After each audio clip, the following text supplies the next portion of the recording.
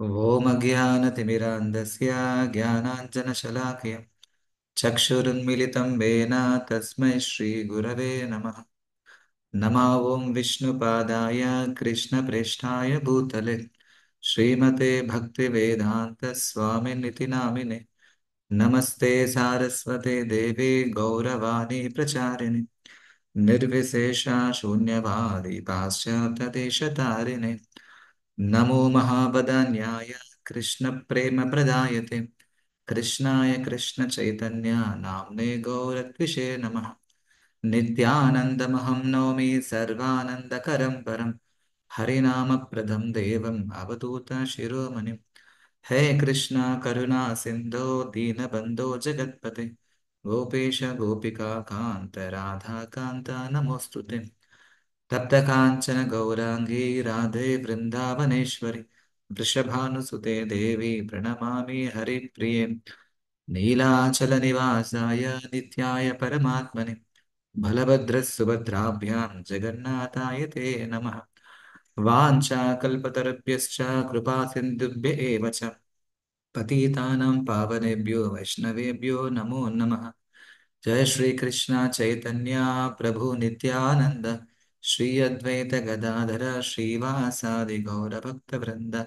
हरे कृष्णा कृष्ण कृष्ण हरे हरे हरे राम राम राम हरे हरे। हरे कृष्णा। आज हम एक स्पेशल क्लास होने वाला है। आज हम चर्चा करेंगे एक प्रधानमंत्री के बारे में। आपने सही सुना। आज का जो चर्चा का विषय है एक प्रधानमंत्री।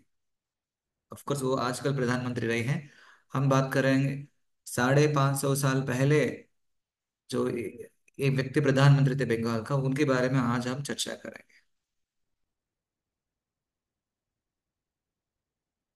आज वास्तव में कल सनातन गोस्वामी का तिरुभाव तिथि था।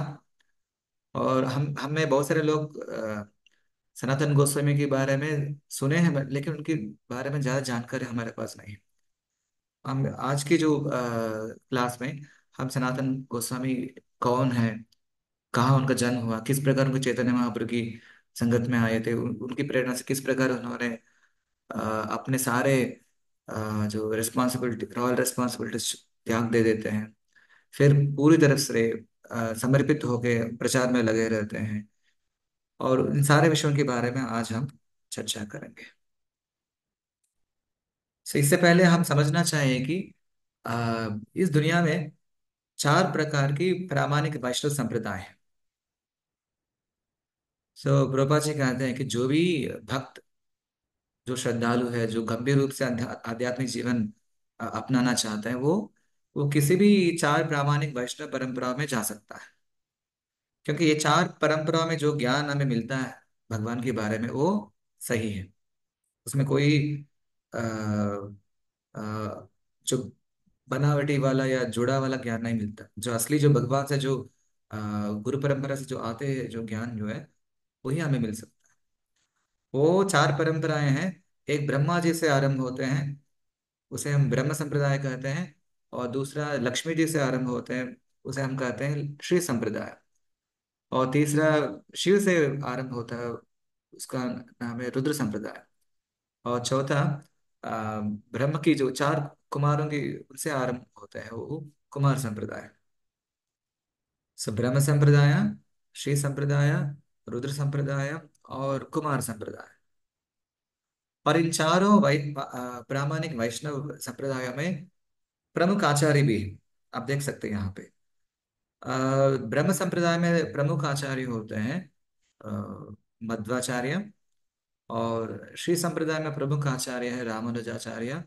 और रुद्र संप्रदाय में प्रमुख है विष्णु स्वामी। अम, और कुमार संप्रदाय में प्रमुख है निम्बार्काचार्य। और इन्हीं की परंपरा में अभी भी कई सारे जो प्रामाणिक गुरु हैं आते रहे।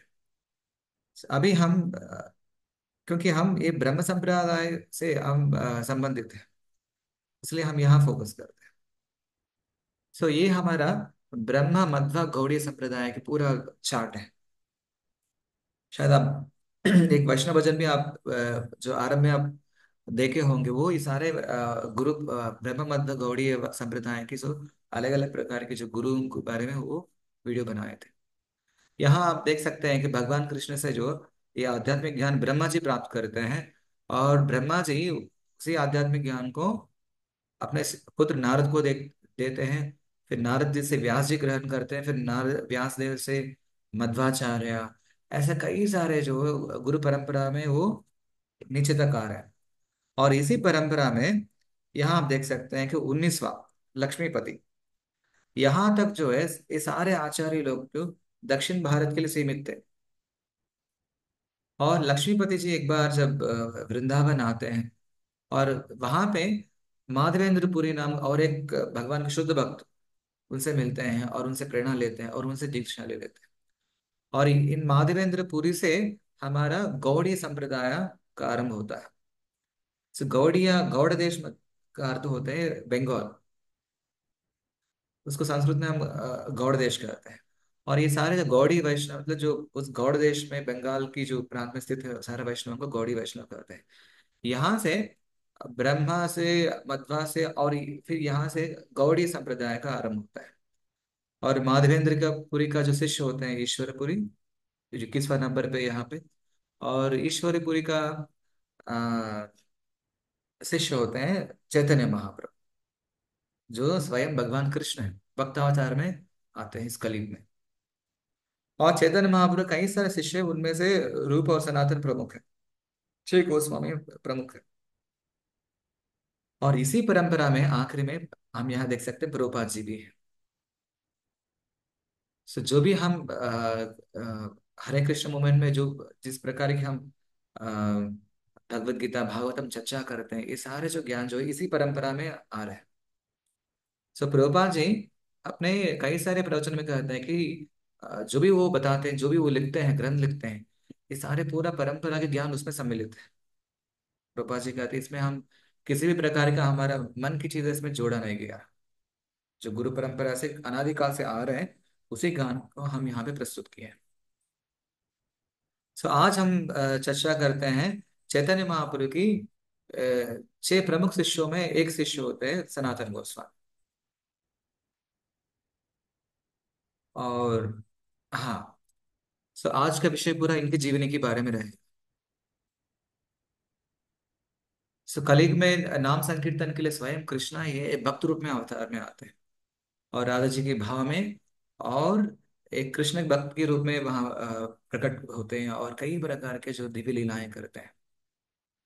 और चैतन्य महाप्रभु भले ही स्वयं कृष्ण है, लेकिन उन्होंने इस अवतार में एक भक्त रूप में प्रस्तुत करते हैं। और चैतन्य महाप्रभु जीवन हम दो भाग कर सकते हैं। जो आरंभ में 24 वर्ष और आखिर में 24 वर्ष, क्योंकि भगवान के बच बाल्य लीलाएं हैं और गृहस्थ लीलाएं हैं, पूरा 24 वर्ष तक होते हैं। उसके बाद 24 वर्ष के बाद महाप्रभु संन्यास ग्रहण करते हैं। तो असली प्रचार, कृष्ण भावना का जो प्रचार, जो प्रचार का विस्तार चैतन्य महाप्रभु की आ, संन्यास लीला के बाद ही आरंभ होता है। चैतन्य महाप्रभु संन्यास ग्रहण करने के बाद आ, उन्होंने पहले सोचा है कि हमें वृंदावन जाना है।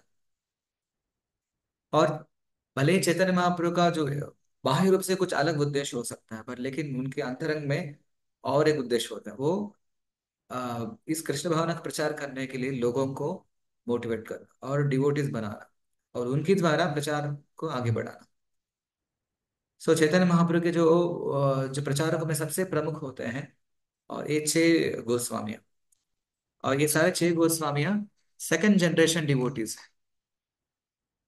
तो यहाँ से आप दाहिने साइड से देख सकते हैं, अ, सनातन गोस्वामी है, रूप गोस्वामी है, रघुनाथ भट्ट गोस्वामी है, रघुनाथ दास गोस्वामी है, और जीव गोस्वामी है, और गोपाल भट्ट गोस्वामी। कई सारे लोगों को ये नाम पहली बार ही सुन रहे होंगे, इसलिए थोड़ा बहुत कंफ्यूजन होगा, लेकिन आप धीरे धीरे आप समझ पाएंगे।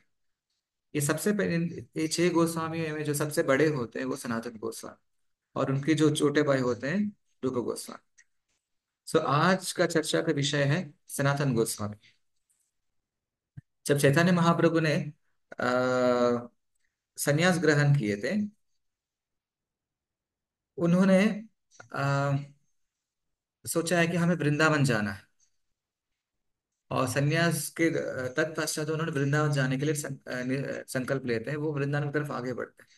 पर लेकिन नित्यानंद प्रभु की छल के कारण से वो वृंदावन नहीं जा पाता है, वो बंगाल वापस जाता है। और बंगाल वापस जाते हैं, फिर वहां अद्वैत प्रभु तो शांतिपुर में मिलते हैं, और फिर उन सची माता से मिलते हैं। किसी न किसी प्रकार उन्होंने वृंदावन जा नहीं पाते हैं। सो अभी चैतन्य महाप्रभु चैतन्य महाप्रभु के जो माता सची माता के आदेश के अनुसार उन्होंने अपना जो स्थान को अपना निवास स्थान को जगन्नाथपुरी में शिफ्ट कर देते हैं। और जगन्नाथपुरी में फिर जो आरंभ में 6 महीने उन्होंने दक्षिण भारत यात्रा करते हैं। फिर 6 महीने के बाद फिर वापस जगन्नाथपुरी आते हैं। फिर उन्होंने सोचा है कि अभी हम वृंदावन जाना है। और वृंदावन जाने के लिए उन्होंने सोचा है कि हम जाने के पहले हम पहले बंगाल जाएंगे। वहां पे हम अ, अ, गंगा माता को भी दर्शन कर सकते हैं, हमारे स्वयं माता को भी दर्शन कर सकते हैं। और वहां से फिर हम वृंदावन की तरफ आगे बढ़ पाए। सो चैतन्य महाप्रभु ने फिर उस समय पे भ्रमण जो, यदि आप यात्रा करने के लिए केवल आप पैदल में जा सकते हैं। आजकल जैसे कई प्रकार के साधनों की जो उस समय उपलब्धि नहीं थे। सो चैतन्य महाप्रभु अपने कुछ शिष्यों के साथ जो है वो बंगाल जाते हैं। वहां पे सबसे मिलते हैं, और सबसे मिलने के बाद और कुछ दिन रुकने के बाद जो है, और चैतन्य महाप्रभु जहाँ भी जाते हैं, जिस भी स्थान में जाते हैं, वहां पे हजारों लोग जो भीड़ इकट्ठा होते हैं। चैतन्य महाप्रभु देखते देखते हुए उन्होंने इतना भावुक हो जाते हैं। सब लोग अपने आप वो हरे कृष्णा मंत्र का उच्चारण करना शुरू कर देते हैं। क्योंकि महाप्रभु जब भी जहाँ भी जाते हैं कीर्तन के साथ जाते हैं, और एकदम भगवान कृष्ण के प्रेमाभास में उन्मत्त हो जाते हैं।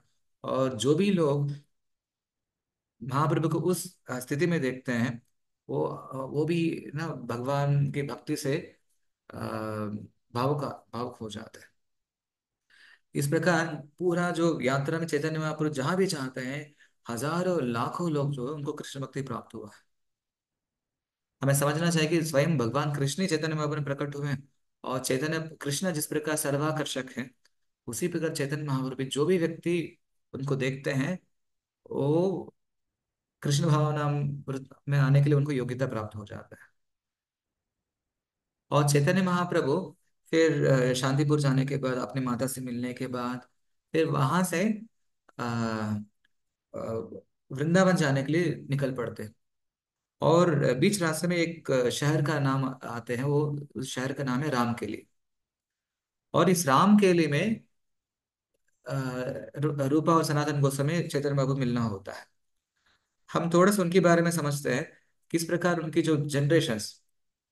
और हम आज का क्लास में ये समझने वाले हैं कि और सनातन गोस्वामी रूप गोस्वामी जन्म कहाँ और उनके बचपन कैसा था, और किस प्रकार वो नवाब की सरकार में कार्यरत है, और किस प्रकार चैतन्य महाप्रभु से मिलना था, मिलन हुआ था, और किस प्रकार उन्होंने सारे जो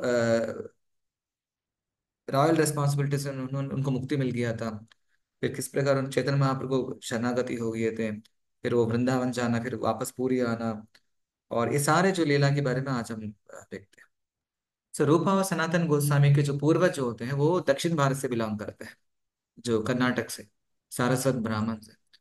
और सर्वांग नाम से वो एक थे। उन्होंने कुछ समय के बाद जो है दक्षिण भारत से वो बंगाल की तरफ जा रहे थे।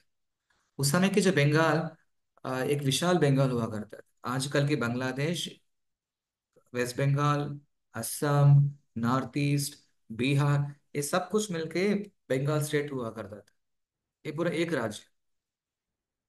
और उस राज्य का अ, राजा हुआ करता था नवाब हुसैन शाह। क्योंकि इनके पूर्वज यहाँ सेटल हो गए थे। और उनमें से सनातन गोस्वामी के जो पिताजी थे, कुमार देव। और कुमार देव के जो है ना कई पुत्र हैं, उनमें से ये तीन प्रमुख हैं। सनातन गोस्वामी के बचपन का नाम था श्री अमर। और अ, रूप गोस्वामी का, उनके छोटे भाई का नाम था श्री संतोष। और एक भाई थे श्री वल्लभ। ये तीनों बहुत ही बुद्धिमान है और बहुत ही इंटेलिजेंट है और बहुत ही स्कॉलरली हैं। जब भी महापुरुष का अवतार होते हैं वो भौतिक रूप से भी कई प्रकार के जो टैलेंट्स एंड एबिलिटीज एक्सहिबिट करते हैं। उनकी स्मृति शक्ति हो और उनकी जो चीज़ों को समझने का तरीका हो, समझाने का तरीका हो, बहुत बेहतरीन होता है। फिर इन्होंने बहुत ही बुद्धिमान व्यक्ति लोग हैं। और जब नवाब हुसैन शाह, उन्होंने जब राजा बना था, उन्होंने सोचा है कि पूरे बंगाल में ज्यादा प्रतिशत आबादी हिंदू ही होते हैं। और इतना बड़ा जो आबादी वाले हिंदू लोगों को नियंत्रण करने के लिए, जो हिंदू लोगों में सबसे विख्यात है, सबसे प्रचलित है, उन लोगों को उन्होंने एक अच्छी पोस्ट में रखना चाहता था।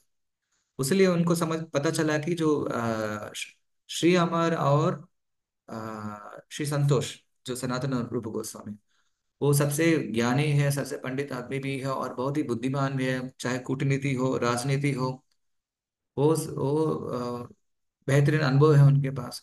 इसलिए वो नवाब हुसैन शाह उनको बलपूर्वक से उनको अपने राज्य में अ, अपने राज्य की सरकार में उनको एक स्थान देते हैं।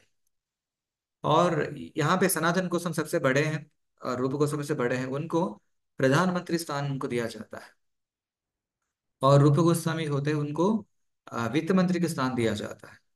और उनके छोटे भाई श्री वल्लभ को एक खजाना, जो सारे जो ट्रेजरी डिपार्टमेंट का जो इंचार्ज बना दिया जाता है। क्योंकि ये लोग इतना दक्ष थे, समर्थ थे और पूरा जो राज्य को पालने में।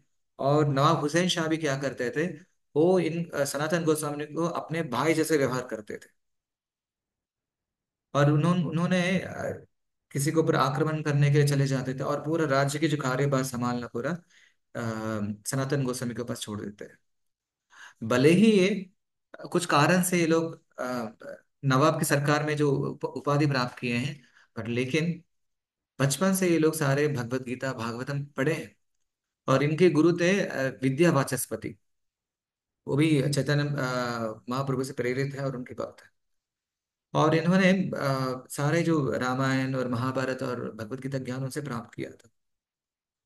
ये लोग जब जब तक घर में रहते हैं, अपना पूजा पाठ करते हैं और भागवतम पढ़ते हैं, जैसे घर से बाहर आना होता है, एक मुस्लिम का वेश धारण करता है। क्योंकि आप नवाब की सरकार में काम कर रहे हैं, इसलिए उनकी जो वेशभूषा भी हो, व्यवहार भी वैसे रहते हैं बाह्य रूप से। और सारे जो हिंदू समाज भी उनको ऐसे ही उनको देखते थे कि क्योंकि ये लोग नवाब की सरकार में हैं। और मुसलमान लोग जो उनको कहते हैं म्लेच्छास, क्योंकि वे लोग वेदों के नियम को पालन नहीं करते हैं। बिल्कुल वेदों वेदों नियमों के विपरीत काम करते हैं। इसलिए हिंदू समाज इनको म्लेच्छा कहते हैं। और क्योंकि ये सनातन और रूप गोस्वामी और श्री वल्लभ, इन तीनों क्योंकि यदि आप उनकी सरकार में काम कर रहे हैं, अब मुस्लिम लोगों से अब उठना बैठना पड़ता है, कभी उनसे खाना पड़ता है, जाना पड़ता है। इसलिए उनको ये लोग कहते थे कि आप तो पतन हो चुके हैं हिंदू धर्म से। पूरा समाज इनको एक मुस्लिम जैसे उनको देखते थे। पर लेकिन केवल वो बाह्य रूप से अपने आप को एक मुस्लिम जैसे दर्शाता, लेकिन अंदर ही अंदर वो भक्त है। और उनका नाम भी बदल गया था। सनातन गोस्वामी का नाम रख दिया था साकार मलिक। और उनके भाई रूप गोस्वामी का नाम रख दिया था दबीर खास। और प्रैक्टिकली देवर रूलिंग एंटायर बंगाल। उनका पूरा एडमिनिस्ट्रेशन है, हर चीज उनकी नियंत्रण में हुआ करते थे। और नवाब भी उनके भरोसे में सब कुछ छोड़ दिए थे। और समय ऐसे चल रहा था। और चैतन्य महाप्रभु संन्यास ग्रहण करने के बाद रामकली आते हैं। और रामकली में वहां पे कीर्तन करते हैं, प्रवचन देते हैं। पूरा समाचार फैल जाता है कि चैतन्य महाप्रभु संन्यास ग्रहण करके अभी रामकली में आए हैं, उनका आगमन हुआ है। जब ये समाचार सनातन और रूप गोस्वामी सुनते हैं, उन चैतन्य महाप्रभु से मिलने के पहले उनका नाम था साकार मलिक दबीर कास। और जब वो भी चाहते हैं कि चैतन्य महाप्रभु से मिलना है।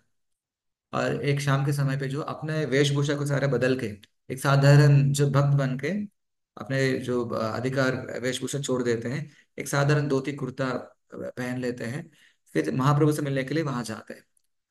जब दूर से जब महाप्रभु को देखते हैं, वो एकदम ना वो आकर्षित हो जाते हैं। हमें समझना चाहिए कि चैतन्य महाप्रभु स्वयं कृष्णा है, और ये जो रूपा और सनातन गोस्वामी, ये कृष्ण लीलाओं में मंजरीज हैं। रति मंजरी और लवंग मंजरी है। मंजरीज वो लोग होते हैं जो भगवान की जो गोपियों की असिस्टेंट्स होते हैं। मान लीजिए गोपियां भगवान कृष्ण के लिए एक माला पहनाते हैं, और वो माला फूल तोड़ने वाला, फूल माला बनाने वाला और गोपियों को देने वाले जो मंजरीज होते हैं। और ये लोग गोपियों के परिचारिक सेवक हैं। और इस लीला में रूप और सनातन रूप में इनका जन्म हुआ है। और जब पहली बार जब महाप्रभु को देखते हैं, उनके सारे पुराण स्मृति याद आ जाते हैं, और एकदम वो लोग महाप्रभु से आकर्षित होते हैं। और वो, क्योंकि वो अपने आप को बहुत नीच मानते थे कि भले ही ये सरकार में सबसे उन्नत स्थान में है, प्रधानमंत्री स्थान में है, लेकिन अपने आप को ये लोग बहुत निम्न निम्न स्थान में मानते थे, हम बहुत नीच हैं। क्योंकि हम सारे हमारी जो गतिविधियों को छोड़ दिए, हम म्लेच्छाओं के जो पास में हम काम करते हैं। और हमेशा ये बहुत ही विनम्र और विधेय रहते हैं। और फिर इन दोनों भाई चैतन्य महाप्रभु से मिलते हैं। चैतन्य महाप्रभु ही, भले ही वो अलग वेशभूषा में है, वो उनको पहचान लेते हैं और उनको आलिंगन करते हैं। और दोनों ही तीनों एक कुछ समय के लिए भावुक हो जाते हैं, और चैतन्य महाप्रभु कहते हैं। और सनातन गोस्वामी उनसे विनती करते हैं कि चैतन्य महाप्रभु हमें आशीर्वाद दीजिए, हमें कृपा करिए, हम इस सारे जो भौतिक बंधन से मुक्त करवा दीजिए। क्योंकि हम कई समय से हम प्रतीक्षा कर रहे हैं कि आपका आगमन के लिए, हम चाहते हैं कि हम इस सारे जो गतिविधियों से और अ, राजनीतिक गतिविधियों से हमें मुक्ति मिलना है।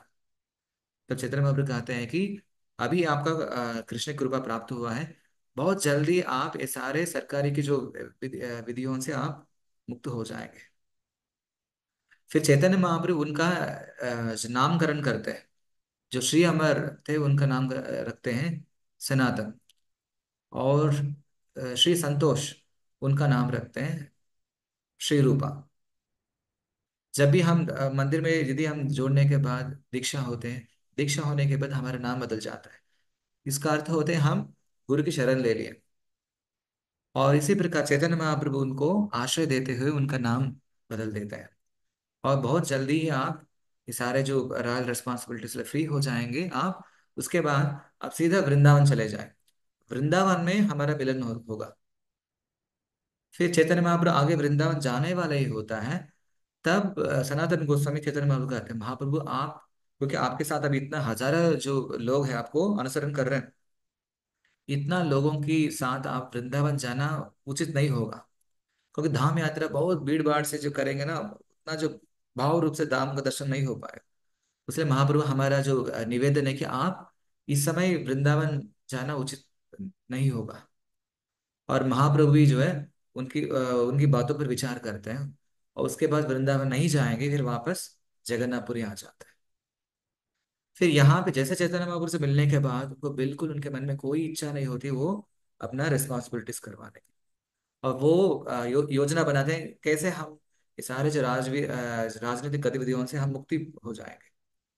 फिर उन्होंने रूप गोस्वामी छोटे भाई हैं, और सनातन गोस्वामी बड़े भाई, और सनातन गोस्वामी प्रधानमंत्री हैं। सबसे ज्यादा जिम्मेदारियां होता है। और रूप गोस्वामी क्या करते हैं, वो रिटायरमेंट को रेजिग्नेशन का पत्र लिख देते हैं, और वो राजा के पास भेज देते हैं। और जितना भी उन्होंने धन कमाए थे, और ये जो जब तक वो लोग अधिकार में थे, उनके पास कई सारे धन होते थे। प्रैक्टिकली दे वर बिलीनियर्स, करोड़पति लोग थे। और रूप गोस्वामी क्या करते हैं, जितना भी संपत्ति उनके पास है, सारे संपत्ति के बहुत बड़ा नाव में लोड कर देते हैं। वो नाव के साथ अपने गांव आते हैं। अपने गांव में जितना भी संपत्ति है वो 50% पूरा वैष्णवों को, ब्राह्मणों को, मंदिर में प्रचार कार्यक्रम दान दे देते हैं। और बचा वाला 50% में जो दो भाग करते हैं, और उसमें आधा भाग पूरा रिश्तेदारी लोग उनको दे देते हैं, पारिवारिक लोग दे देते हैं। और केवल 25% अपने पास रखते हैं, ताकि किसी भी काम पे, किसी भी परिस्थिति में वो काम आ सकता है। उन्होंने सनातन गोस्वामी अब ये सब चल रहा था। दूसरी ओर सनातन गोस्वामी भी बिल्कुल वो ऑफिस जाने के लिए कोई इच्छुक नहीं थे। उन्होंने क्या किया, बहुत सारे जो जो कार्य क्या करते हैं वो अपने असिस्टेंट को सौंप देते हैं। वो चिट्ठी लिख देते हैं कि मैं बीमार हूँ, मुझे तबीयत अच्छा नहीं, स्वास्थ्य अच्छा नहीं है। और इस बहाना से वो घर पे ही रहते हैं। घर में क्या करते हैं कि एक 10 ब्राह्मण को बुला लेते हैं, उससे भागवत चर्चा करते हैं। पूरा दिन पूरा केवल भागवत चर्चा ही होता है। और कई दिन हो चुका है, और इन्होंने प्राइम मिनिस्टर ऑफिस में आया ही नहीं है। जब नवाब को ये समाचार पता चलता है कि सनातन गोस्वामी ऑफिस नहीं आ रहे हैं, और वो कह रहे हैं कि वो बीमार अवस्था में हैं, फिर नवाब क्या करते हैं, वो एक अपने डॉक्टर को भेजते हैं। जब डॉक्टर चेक करके आते हैं, वो कहते हैं कि नवाब जी, ये तो उनकी किसी भी प्रकार की बीमारी नहीं है, वो स्वस्थ है। जैसे वो सुनते हैं, नवाब और क्रोधित हो जाते हैं। फिर स्वयं बिना बोले वो क्या करते हैं, नवाब उनके घर चले जाते हैं। सो नवाब जब सनातन गोस्वामी के महल में चले जाते हैं, वहां पे आप देख रहे हैं, यहाँ पे सारे ब्राह्मण लोग हैं, सब बैठे हैं। और अचानक वो नवाब वहां आ जाते हैं, और सारे सनातन गोस्वामी सब लोग खड़े हो जाते हैं। क्योंकि भले ही वो म्लेच्छा की राजा है, लेकिन वो एक राजा के स्थान में है। और जो भी राजा के स्थान में होता है उनको एक प्रकार सम्मान देना ही होता है, इसलिए सारे ब्राह्मण लोग सब वहां खड़े हो जाते हैं। आप यहाँ पिक्चर में देख सकते हैं, आपको समझ में आ रहा होगा। और बहुत गुस्सा हो जाते हैं नवाब ने, अरे सनातन आप अकर मलिक, आप ऐसे कैसे झूठ झूठ बोल सकते हैं। आपने चिट्ठी लिखा है कि आपका स्वास्थ्य सही नहीं है, आप बीमार अवस्था में हैं। मेरे डॉक्टर ने बोला है कि आपको कोई, आप बिल्कुल स्वस्थ हैं। अभी मैं आपको यहाँ देख रहा हूँ कि आप तो यहाँ पे भागवत कथा सुन रहे हैं, ये क्या चल रहा है। सो पूरा राज्य भार के लिए मैं केवल आपके ऊपर निर्भर हूँ, अभी आप ऐसे कैसे कर सकते हैं। आपका छोटा भाई ने मुझे धोखा दिया है, छल से सारी संपत्ति लूट ली है, वो चले गए अपने अलग। अब आप भी अब ऐसे कैसे कर सकता, क्योंकि पूरा मैं आपके ऊपर निर्भर हूँ। फिर तब सनातन गोस्वामी कहते हैं कि नहीं राजा, आप जो कई अभी कई वर्ष हो चुके हैं, अभी मुझे कोई भी इच्छा नहीं है कि इस अधिकार में रहने के लिए। आप मुझे एक अनुमति दीजिए कि मैं रिटायरमेंट लेना चाहता हूँ। और ये बात सुन के नवाब और गुस्सा हो जाता है। अरे किस प्रकार की बातें कर रहे हैं, नहीं नहीं, आप ऐसा नहीं कर सकते, क्योंकि बिना आपका तो हमारा राज्य कैसे चल सकता है। आप ऐसा नहीं कर सकता है। मेरा अभी जो है ना, आप मैं उड़ीसा जो उत्कल राज्य के ऊपर मैं आक्रमण करने के लिए जा रहा हूँ। आप यही आप आपके जो काम जो आप कंटिन्यू करना। फिर सनातन गोस्वामी कहते हैं कि नहीं नवाब, हम नहीं कर पाए। तब वो क्रोधित होते हैं, वो उनको सनातन गोस्वामी को बंदी बना देते हैं। उनको कहते हैं इनको कारागार में डाल दो। उन्होंने फिर उत्कल राज्य के ऊपर आक्रमण करने के लिए चले जाते हैं। अभी सनातन गोस्वामी जेल में आ जाते हैं। और ये समाचार उनके जो छोटे भाई रूप गोस्वामी को समझ में आता है कि सनातन गोस्वामी को बंदी बना दे।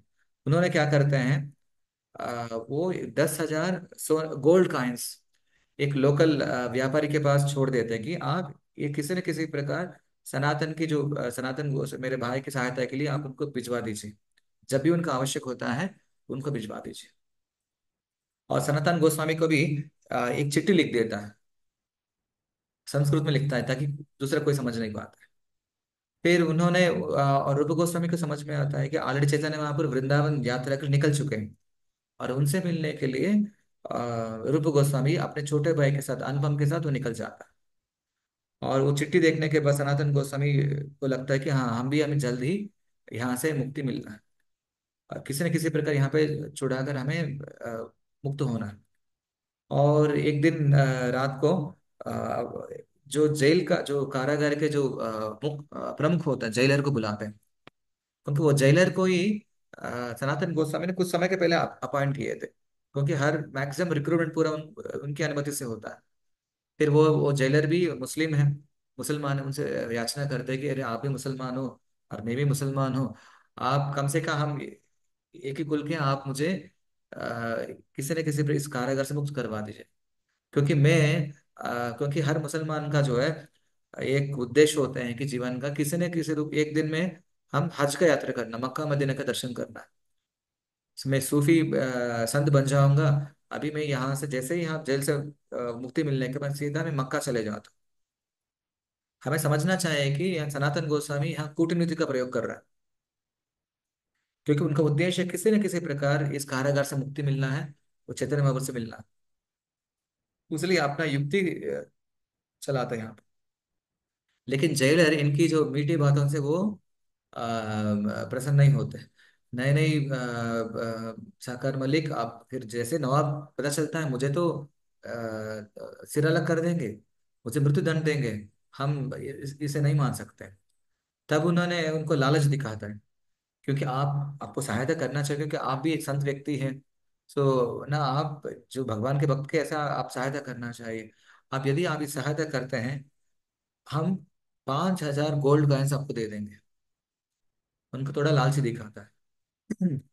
जब सनातन गोस्वामी ने देखा कि उनकी मन धीरे धीरे जो धन के प्रति आकर्षित हो रहा है, बट फिर भी उन्होंने कन्विंस नहीं हो रहा है, नहीं नहीं, जैसे नवाब आएंगे, नवाब पता चलेगा, हमारा गर्दन अलग कर देगा। फिर सनातन गोस्वामी कहते हैं कि मैं आपको 10,000 दे देता हूँ, 10,000 सोना के सिक्का दे देता हूँ। जैसे वो 10,000 सोना के सिक्का नाम सुनते हैं, वो और लालची हो जाता है, लोभी हो जाता है। वो सनातन गोस्वामी छोड़ने के लिए तैयार हो जाता है।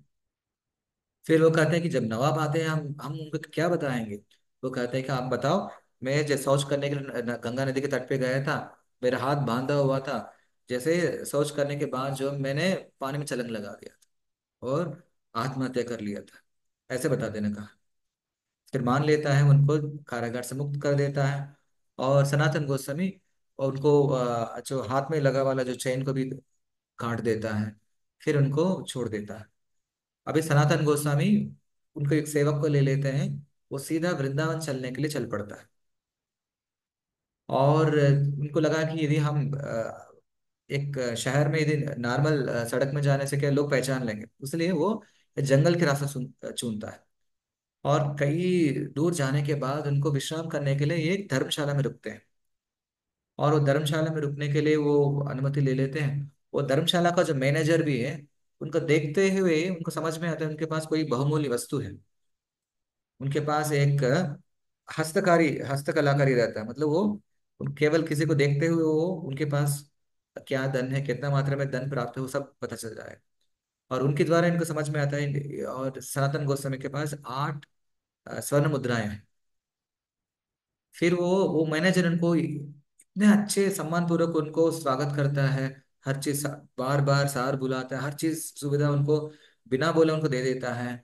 और उनको चावल दाल सब्जी दे देते हैं। फिर वो लोग व्यंजन बना के भगवान को भोग लगे खा ग्रहण भी कर लेते हैं, क्योंकि ये प्रधानमंत्री रह चुके हैं। और उनके मन में ये संदेह आता है, ये जो व्यक्ति है पहली बार हमें मिल रहे, लेकिन इतना सम्मान क्यों दे रहे हैं। कहीं ना कहीं उनके मन में कोई दुर्विचार है। फिर वो क्या करता है, अपने सेवक से पूछता है, उनका नाम है ईशान। ईशान, आपके पास आप कोई धन रखे हैं आपके पास। तब वो कहता है कि आप क्षमा करें महाराज जी, मेरे पास एक 8 स्वर्ण मुद्राएं हैं। तब वो कहता है कि अरे, आप तो यमराज को साथ में लेके आए हैं, आपको धन नहीं लेके आना था करके। उन क्या करते हैं, वो उसमें 7 स्वर्ण मुद्राएं जो लेके जाते हैं, फिर उनको होटल मैनेजर के पास दे देते हैं। धर्मशाला का मैनेजर के पास वो कहते हैं कि हम हमारे पास इतना धन है, आप इसको रख लीजिएगा, हमें आ, कुछ मत करिए। तब वो मैनेजर देखा कि मतलब इतना ईमानदारी से वो अपना धन वो उनको सौंप दिया है। वो उनसे बहुत प्रसन्न हो जाते, वो कहते हैं कि वास्तव में आज रात को आपको हम हत्या करने वाले हैं, क्योंकि हमें पता चल गया कि आपके पास स्वर्ण मुद्रा है। फिर अच्छा हुआ, आप एक अच्छे व्यक्ति हो, इसलिए आप स्वयं में हमें ये धन दे दिया है। आप इतना अच्छे व्यक्ति है आप, सो हमें ये धन नहीं चाहिए, आप ही ले लीजिए। फिर सनातन गोस्वामी कहते हैं कि नहीं नहीं, मैनेजर, यदि आप इस धन हम आप नहीं लेंगे, और आगे जाके कोई ना कोई इस धन के लिए हमारी हत्या कर देंगे, इसलिए हम नहीं चाहते कि धन हमारे पास रहे, आप रख लीजिए। बस इतना एक उपकार करिए कि हमें ये जंगल पार करवा दीजिए। और वो मान लेता है। फिर दूसरा दिन उनको कुछ सेवक लोगों को भेजकर जंगल पार करवा देता है। और बाद में सनातन गोस्वामी अपने सेवक को भी वापस भेज देता है। फिर यहाँ से सनातन गोस्वामी अकेले चल पड़ता है। उनको दिन रात भूख प्यास कुछ भी नहीं लगता, केवल उनको मन में एक ही विचार है, किसी न किसी प्रकार हमें चैतन्य महाप्रभु से मिलना है। फिर वो बंगाल क्रॉस करने के बाद बिहार पहुंच जाता है। बिहार बिहार और यूपी बॉर्डर में उनका एक पहचान का जो रिश्तेदारी होता है। फिर उनसे मिलते हैं। और वो कहते हैं कि मैं एक बहुत बहुत महत्वपूर्ण कार्य के लिए मैं वृंदावन जा रहा हूँ। फिर वो उन्होंने एक कंबल देते हैं, क्योंकि रात में हवा में ठंड में जाना पड़ता है, इसलिए उनको एक कंबल देते, बहुत महंगा वाला कंबल देते हैं। फिर वहां से वो निकल पड़ता है। फिर आखिर में वो उत्तर प्रदेश में पहुंच जाता है, और उत्तर प्रदेश में वो काशी के पास जाता है, वाराणसी के पास। तब तक महाप्रभु क्या क्या करते हैं कि वो जगन्नाथपुरी से वृंदावन जा चुका है। वृंदावन पूरा दर्शन करने के बाद जो है, वृंदावन वापस आ चुके हैं, वृंदावन से वापस यात्रा कर रहे हैं। और वृंदावन से वो सबसे पहले प्रयागराज गए हैं। प्रयागराज से, प्रयागराज में क्योंकि रूप गोस्वामी ऑलरेडी पहले निकल चुका है उनसे पहले, वो पहले उनसे, उनको रूप गोस्वामी से प्रयागराज में मिलते हैं, उनको शिक्षा देते हैं। फिर उनको वृंदावन भेज देते हैं रूप गोस्वामी। फिर आगे प्रयागराज से चैतन्य महाप्रभु अ, काशी आते हैं, और काशी में कुछ समय के लिए रुकते हैं। तब इसी समय पे, और बंगाल से वो कारागार से मुक्त होकर सनातन गोस्वामी अ, काशी तक आते हैं। तब काशी में उनको समाचार मिलता है कि चैतन्य महाप्रभु ऑलरेडी यहाँ पे काशी में है। और चैतन्य महाप्रभु एक चंद्रशेखर आचार्य नाम से एक ब्राह्मण वहां पे उनके घर में निवास कर रहा है। और फिर वो क्या करते हैं, उस घर के पास चले जाते हैं, उनके घर के आंगन में बाहर वहां पे बैठ जाते हैं। और चैतन्य महाप्रभु को पता चलता है कि बाहर सनातन गोस्वामी आए हैं। फिर वो चंद्रशेखर आचार्य को, जो इनको कहते हैं कि आप बाहर जाओ, वहां एक महान भगवान के महान भक्त आए हैं, उनको अंदर बुला के लेके आओ। जब वो चंद्रशेखर है बाहर आके देखता है, इधर उधर देखता है, उनको कोई भक्त दिखाई नहीं देता है। इनको लगा कि इनको एक भिखारी, जो मुसलमान भिखारी जैसे रहते हैं, वो उनको लगा कि शायद कोई भक्त नहीं है करके वापस चले जाते हैं। महाप्रभु कहते हैं, महाप्रभु बाहर कोई है ही नहीं।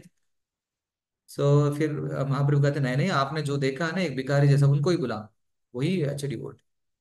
फिर वो जैसे चंद्रशेखर आचार्य आते हैं, उनको अंदर बुलाते हैं। जैसे आंगन में प्रवेश करते हैं, वो घर का अंदर भी नहीं आया, वो घर के आंगन में प्रवेश करते हैं, चैतन्य महाप्रभु ही वो आगे जाके उनको स्वागत करते हैं, उनको गले लगाते हैं। आप देख रहे हैं यहाँ पे। सो ये सनातन गोस्वामी है। उनकी वेशभूषा भी जो है ना मुसलमान जैसे रहते हैं, उनकी महंगी वाले जो कंबल। और चैतन्य महाप्रभु एकदम उनको आलिंगन कर लेते हैं, और दोनों कुछ समय के लिए भावुक हो जाते हैं, क्योंकि यहाँ पे जब भी इनका मिलन होता है, और ये कृष्ण रूप में और ये अपने मंजरी रूप में अपने को याद कर लेते हैं। और जैसे कुछ समय के बाद फिर सनातन गोस्वामी कहते हैं, महाप्रभु मुझे टच मत करिए, क्योंकि मैं तो नीच हूँ, अदम, और मैं इतना गिर चुका हूँ कि आप, आपको देखना है लिए मुझे कोई योग्यता नहीं है, और मुझे स्पर्श मत करिए। अब वो महाप्रभु से अलग हो जाते हैं। फिर भी चैतन्य महाप्रभु के पास जाते हैं, फिर उनको आलिंगन करते हैं, नहीं नहीं, आप तो भगवान कितने महान भक्त हैं, शुद्ध भक्त हैं। सही, मैं आपके लिए, आपको इसलिए स्पर्श कर रहा हूँ कि आपको स्पर्श करके मैं और शुद्ध हो सकता। So you are pure devotees, simply by touching you I am get purified. आपके पास इतना पवित्रता है, शुद्धता है, आप पूरा दुनिया को आप प्यूरिफाई कर सकते हैं। फिर सनातन गोस्वामी और विनम्र हो जाता है, नहीं नहीं महाप्रभु, आप ऐसे मत करिए, नुगो आप मुझे स्पर्श मत करिए। फिर चैतन्य महाप्रभु उनको बैठने के लिए देते हैं, और उनसे पूछते हैं, भले ही जानते हैं किस प्रकार उन्होंने वहां मुक्ति मिला है, फिर भी सनातन गोस्वामी कहते हैं पूरा कहानी क्या क्या हुआ। फिर महाप्रभु कहते हैं कि यस, आपके आप पूरी कृष्ण की कृपा है, इसलिए कृष्ण ने आपको सारे जो भौतिक बंधन से मुक्त करवा दिए। फिर महाप्रभु चंद्रशेखर आचार्य को कहते हैं कि इनको लेके जाओ, इनका सारा मुंडन करवाओ, इनको एक वैष्णव वेशभूषा में इनको सजा के लेके आओ। फिर उनको पूरा एक शिखा रख देते, सारे धोती कुर्ता पहनवाते हैं। और सनातन गोस्वामी नया वस्त्र धारण करने के लिए वो मना कर देते, मुझे जो पुराना कपड़ा दीजिए, मैं बिल्कुल नया कपड़ा यूज नहीं करूँ। फिर पुराना कपड़ा देते हैं, वो पहन लेते हैं, और महाप्रभु के साथ पास में आते हैं। जब महाप्रभु से बातचीत होते रहते हैं, महाप्रभु, चैतन्य महाप्रभु उनकी कंबल, जो सबसे महंगी वाले कंबल कंबल की बार बार देख रहे हैं। तब सनातन गोस्वामी को समझ में आता है कि इसमें कुछ दोष है।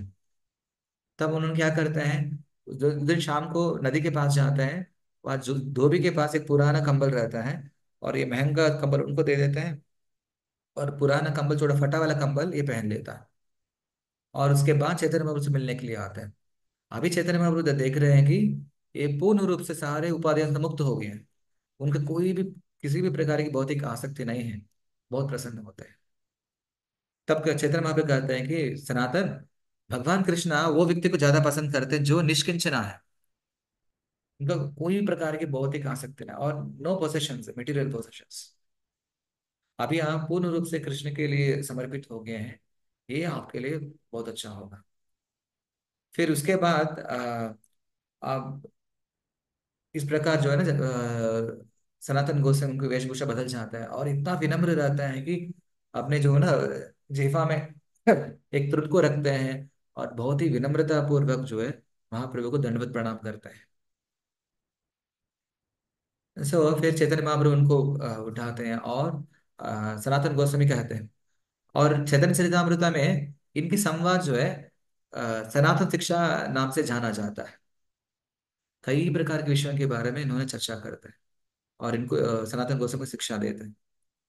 जब पहली बार सनातन गोस्वामी जब महाप्रभु से अभी मिलते हैं, और बहुत ही विनम्रता पूर्वक उनसे पूछते हैं, सब महाप्रभु, सब लोग मुझे कहते हैं कि मैं बहुत ही बुद्धिमान हूँ, और बहुत ही पंडित हूँ, और बहुत ही धनी व्यक्ति हूँ, और बट लेकिन मुझे क्या लगता है कि मैं सबसे अधम, सबसे अज्ञानी हूँ।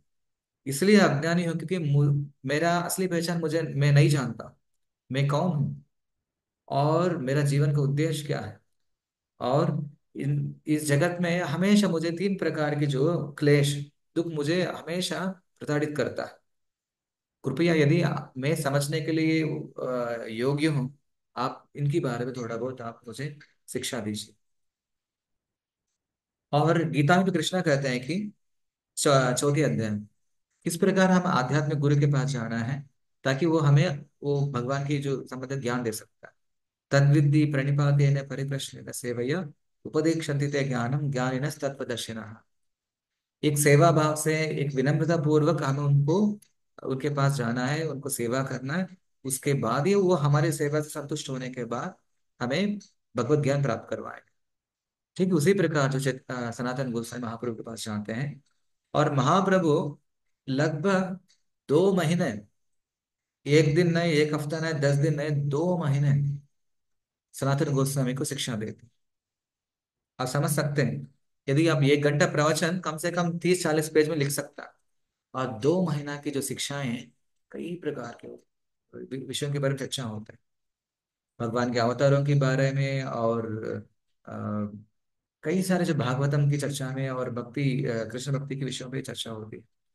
और कृष्णदास कविराज गोस्वामी जिन्होंने चैतन्य चरितामृत लिखा है, वो कहते हैं कि जो भी मैं यहाँ पे लिख रहा हूँ ये केवल संक्षिप्त रूप में है। इतना विषयों के बारे में चर्चा हुआ, मैं केवल उस संक्षिप्त रूप में यहाँ प्रस्तुत कर रहा हूँ। और चैतन्य महाप्रभु शिक्षा प्राप्त करने के बाद फिर महाप्रभु कहते हैं आप वृंदावन चले जाओ, और वृंदावन में आपको 4 कार्य करना है। वृंदावन में जाना है, आप भगवान के लुप्त हो चुके लीला स्थली को वापस प्रकट करवाना है, ढूंढना है, उनको स्थापित करवाना है, और वैष्णव ग्रंथ लिखना है, और विग्रह मंदिर बनवाना है, और विग्रह आराधना शुरू करना है, और अपनी आचार से, अपनी व्यवहार से लोगों को एक उदाहरण प्रस्तुत करना है। एक वैष्णव अपने जीवन में कैसे रहना, एक आदर्श स्थापित करना, ये 4 कार्य उनको देते हैं। जब सनातन गोस्वामी वृंदावन जाते हैं, और उस समय वृंदावन एक प्रकार के जंगल है, एक गांव है, वो कुछ भी नहीं, किसी को पता नहीं था कि गोकुल कहाँ है, नंदगांव कहाँ है, गोवर्धन को कोई जानते भी नहीं थे। चैतन्य महाप्रभु जाके राधा कुंड और श्याम कुंड को आविष्कार करते हैं। बाकी कई सारे लीला स्थल ही नहीं, ये 6 गोस्वामी लोग इन्होंने पुनः स्थापित करवाए थे। और वहां पे 1-2 महीने रहते हैं, और 1-2 महीने रहने के बाद जो है, फिर पुनः उन्होंने चैतन्य महाप्रभु से मिलने के लिए वृंदावन से पुरी आ जाता है, जगन्नाथपुरी आ जाता है।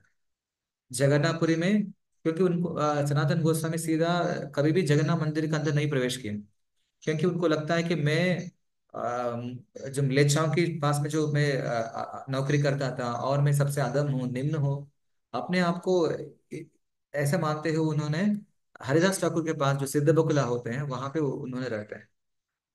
कभी भी उन्होंने जगन्नाथ मंदिर के सामने भी नहीं आया। उनको लगता है कि हम इतना अधम व्यक्ति हैं, यदि कोई जगन्नाथ के भक्त हमें देखते हैं उनको पाप लग जाता है। सो फिर वो चैतन्य महाप्रभु ही इन दोनों को मिलने के लिए सिद्ध बकुला आते थे। सिद्ध बकुला जो है जगन्नाथपुरी में एक स्थान है जहाँ पे हरिदास ठाकुर हर दिन 3 लाख 3 लाख हरे कृष्ण मंत्र जप करते थे।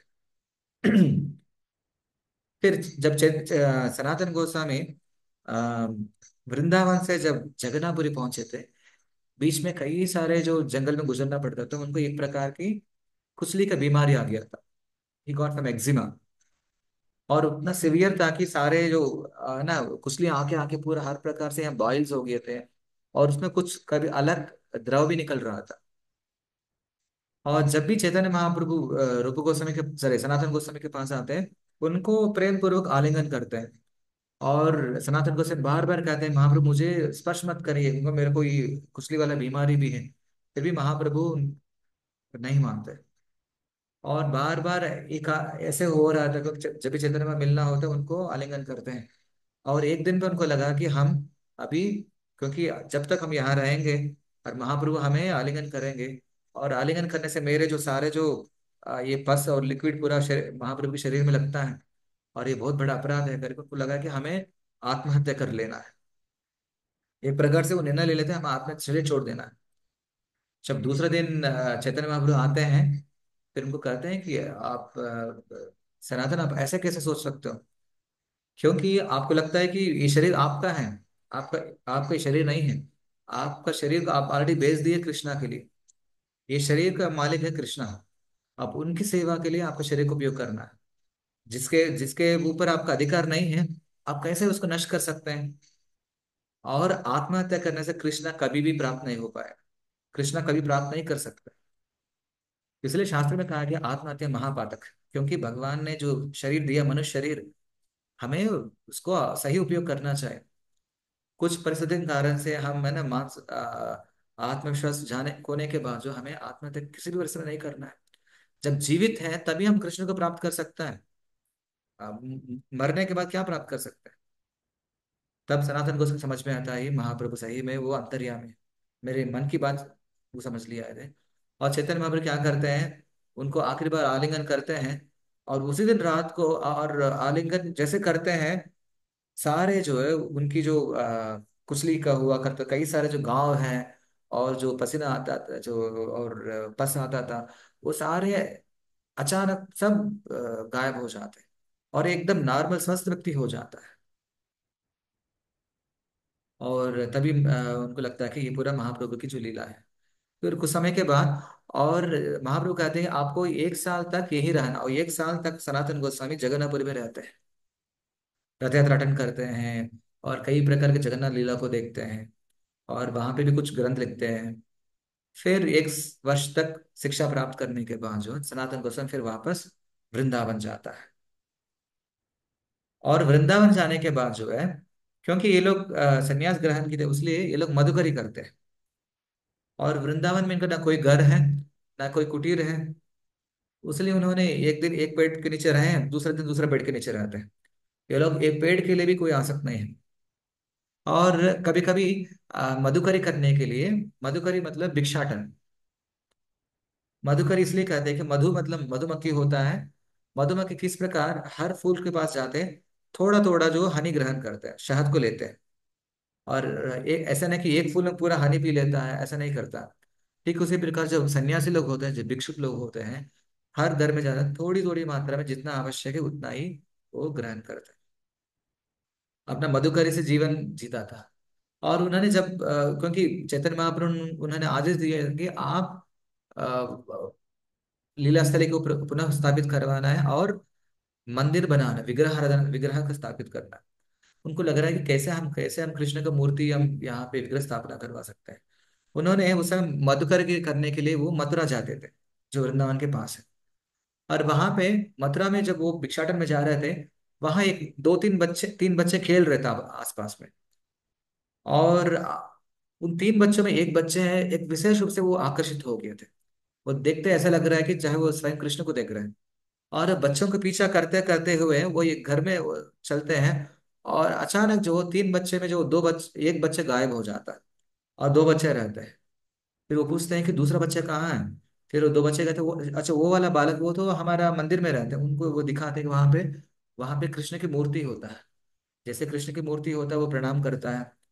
फिर वो देख रहे हैं कि उसी घर में उनकी माता जी जो है, और क्या कर रहे हैं, वो ब्रश कर दांत मंजन करवा रहे हैं। और भगवान के लिए भोग बना रहा है।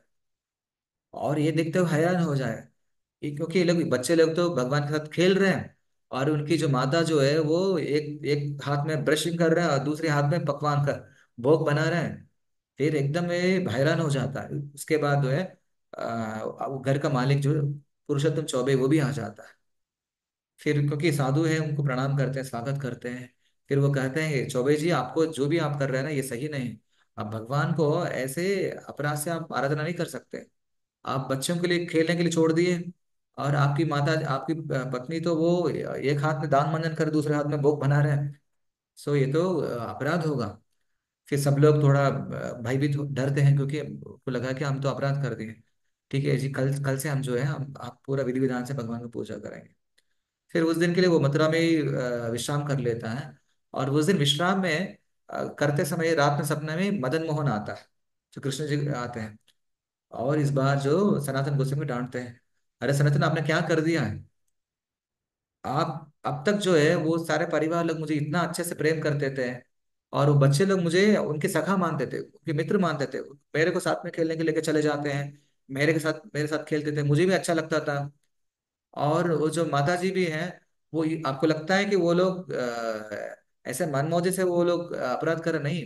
वास्तव में वो माता जी यही सोच रहे हैं कि क्योंकि स्नान करने में समय लगता है, इसलिए मेरे बालक जो है वो कृष्णा को बोलते हैं, क्योंकि वो भूखा रहा करके वो मेरे लिए जल्द जल्दी, क्योंकि वो समय बचाने के लिए, मेरा भूख मिटाने के लिए वो दान मंजन करते हुए वो भोग बना रहा है। उनमें से कोई दोष नहीं, उनकी भाव सही है। आप तो उनको बोल दिया कि आप ऐसा मत करो वैसे मत करो। वो जैसे आप गए उसके वापस तक मुझे एकदम बिल्कुल मंदिर में ऊपर स्थान में रख दिया। आसपास तक कोई नहीं आ रहा है, और दूर से घंटी बजा रहे हैं, आरती कर रहे हैं, मुझे स्पर्श तक कोई नहीं कर रहे हैं। और आपने तो बहुत बड़ा गलती कर दिया। और सनातन गोस्वामी लगता है कि सही में भगवान मेरे ख्याल से भूल हो गया।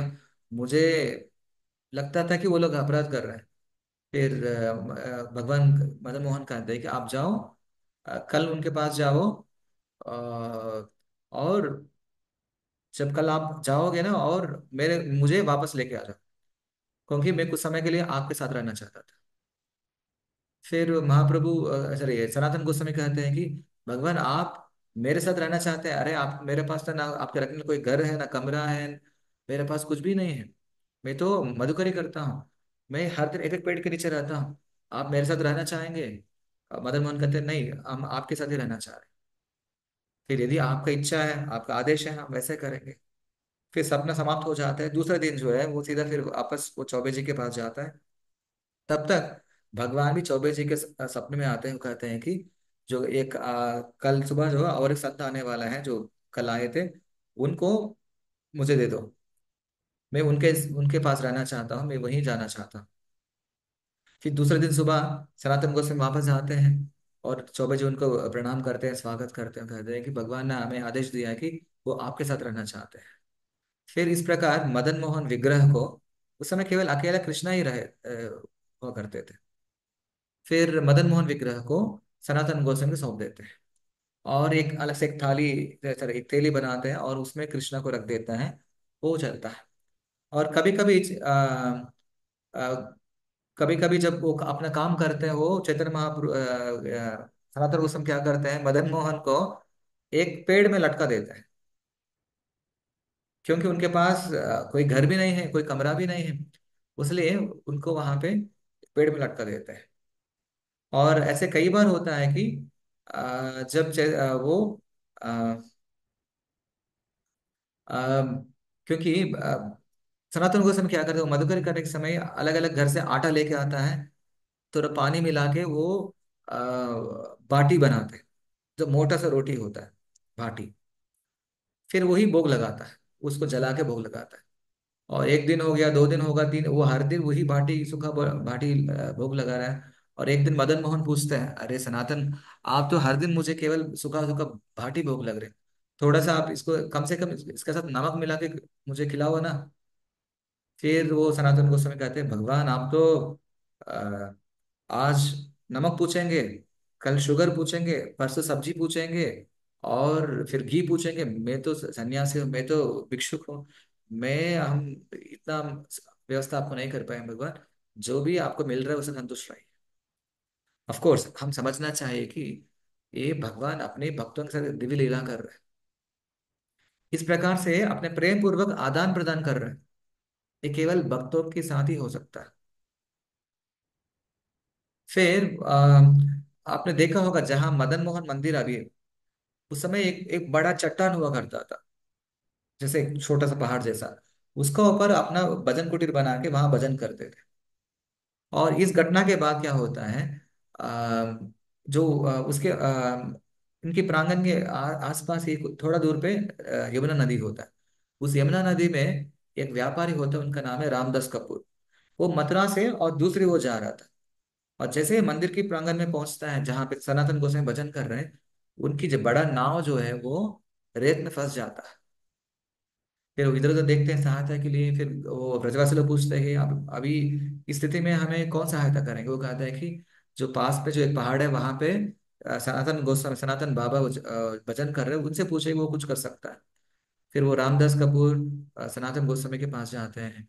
फिर उनसे प्रार्थना करते हैं कि आप मुझे थोड़ा सहायता करिए, क्योंकि हमें बहुत कई सारे सामान है वहां पे, बहुमूल्य चीजें। व्यापार करने के लिए जा रहे थे लेकिन बहुत नुकसान हो जाएगा हम समय पर नहीं पहुंचने से। फिर सनातन गोस्वामी कहते हैं कि मैं एक तो साधारण संत हूँ और न भिक्षुक हूँ, मैं आपका सहायता नहीं कर पाऊंगा। लेकिन एक काम कर सकते हैं, आप यदि हमारा जो प्रभु जो है मदन मोहन है, आप इनकी सहायता मांगे। यदि ये चाहते हैं, वो आपका सहायता कर सकता है। फिर वो कहते हैं कि आप जो सामान, जितना सामान में लेके जा रहे हो उसमें क्या क्या सामान है। उसमें कई प्रकार की चीज है, उसमें एक विशेष नमक भी सैंधव नमक भी है, जो महंगा होता है। क्योंकि उसका पहले ही उन्होंने मदन मोहन ने नमक पूछा था। उन्होंने बोला कि ठीक है एक काम करिए, वो नमक लेके आइए, भगवान को बाटी के साथ भोग लगा देते हैं, वो आपका इच्छा पूरा करेंगे। और जैसे वो नमक लेके आता है, फिर बाटी के साथ मिला के मदन मोहन को भोग लगा देते हैं। अचानक जो है एक प्रचंड वायु आता है और बादल बदल जाता है और कुछ बारिश होता है। और पानी का जो मात्रा बढ़ जाता है, नदी थोड़ा ऊपर तक आ जाता है, उनकी नाव जो है पीछे चल जाता है और रेस से मुक्त हो जाता है। और रामदास कपूर बहुत खुशी हो जाते हैं। वो कहते हैं कि वापसी में जितना भी प्रॉफिट होता है उसमें हम आपको दान देंगे करके वचन देता है। फिर वापसी में पूरा व्यापार करने के बाद उनको बहुत प्रॉफिट मिलता है। प्रॉफिट मिलने के बाद फिर आप सनातन गोस्वामी के पास आते हैं। वो कहते हैं कि अभी आप आदेश दीजिए, हम क्या करवाना चाहते हैं। क्योंकि उनको लगा कि मैं भगवान को साथ में रखा हूँ, मदन मोहन जी जो, मैं हो सकता है मैं कई प्रकार कष्ट सह सकता हूँ, लेकिन मेरे भगवान को पेड़ में लटकाना, पत्थर को ऊपर रखना ये सही नहीं है। उनको लगता है कि आप यदि कुछ करना चाहते हैं, हमारे मदन मोहन के लिए एक भव्य मंदिर बनवाए। उस रामदास कपूर की सहायता से एक भव्य मंदिर आप देख पा रहे हैं, यहाँ पे मदन मोहन मंदिर सबसे ऊंचा टावर है, दो। यहाँ पे भव्य मंदिर बनवाता है। और वृंदावन का सबसे प्राचीन मंदिर, पहला मंदिर है गोस्वामी लोगों का, राधा और मदन मोहन जी का। उस समय केवल मदन मोहन कृष्णा अकेला थे, राधा और ललिता जो बाद में आए थे, उड़ीसा का आए थे। और फिर सारे विधि विधान के साथ जो है मंदिर निर्माण, भव्य निर्माण होने के बाद मदन मोहन को वहां स्थापित किया जाता है। फिर उनको कुछ ब्राह्मण लोग को बुलाते, उनको ये सारे पूजा विधान आराधना का वो जिम्मेदारी सौंप देते।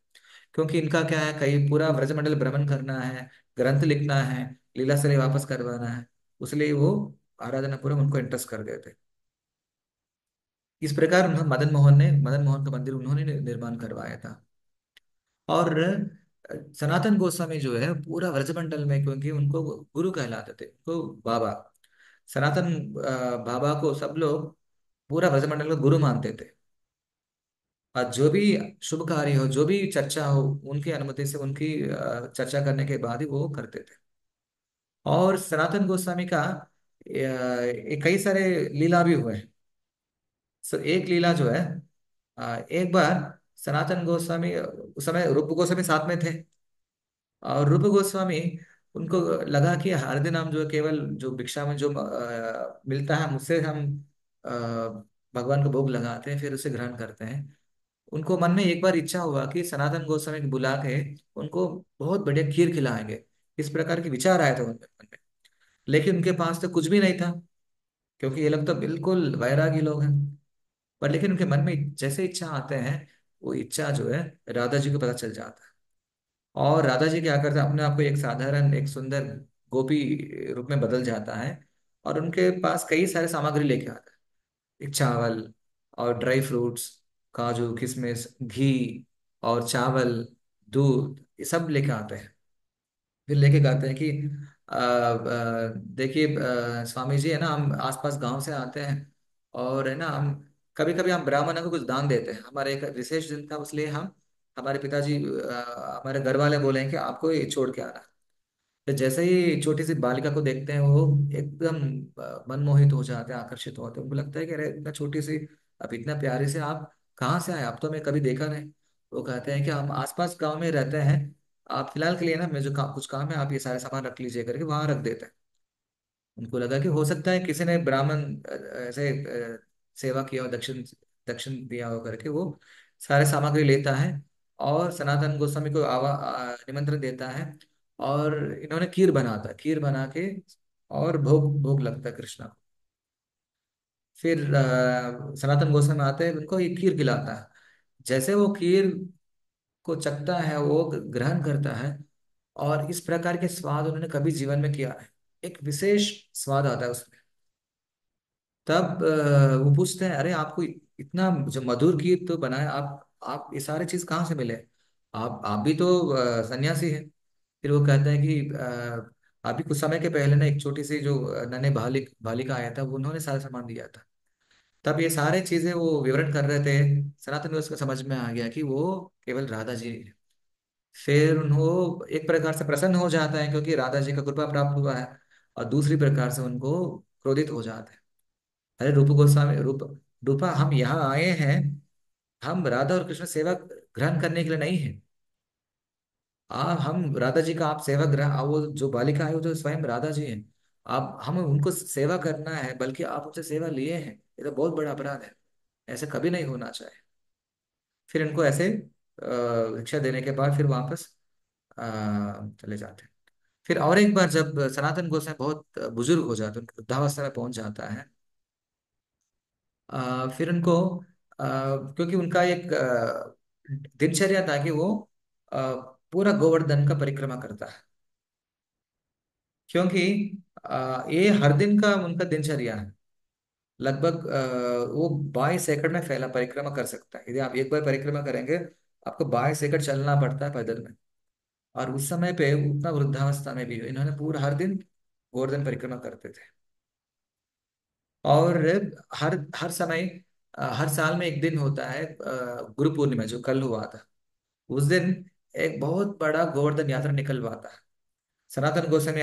उनकी जो अध्यक्षता में हजारों हजारों सारे ब्रजवासी लोग आते हैं और सामूहिक गोवर्धन परिक्रमा करते हैं। आज भी यदि आप गुरु पूर्णिमा के दिन जाएंगे ना, वहां पे हजारों लोगों का भीड़ हो जाता है। सबसे ज्यादा भीड़ जो है गोवर्धन पूजा के दिन और गुरु पूर्णिमा के दिन होता है। और जब वृद्धावस्था में वो, क्योंकि चल नहीं पाता है, और थोड़ा देर चलते हैं फिर गिर जाता है, थोड़ा देर चलते हैं और गिर जाते हैं, तब कृष्णा उनको देख रहे हैं किस प्रकार वो, है ना, वो संघर्ष करते हुए, है ना, वो परिक्रमा कर रहे हैं। और जब भगवान देख रहे हैं कि जब उनको इतनी दया भाव से देखते हैं, और भगवान मन पूरा करुणा से भर जाता है।